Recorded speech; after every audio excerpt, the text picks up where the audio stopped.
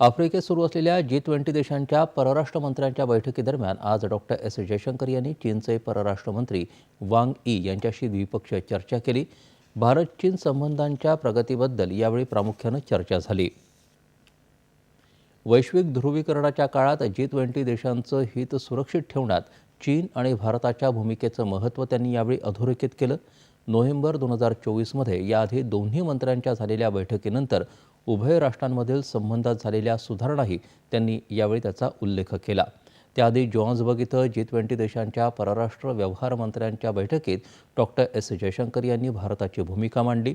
जागतिक भूराजकीय परिस्थिती आजही अत्यंत कठीण असून अशा वातावरणात सामंजस्याचा दृष्टिकोन मांडण्याची क्षमता G20 देशांमध्ये आहे असं त्यांनी सांगितलं।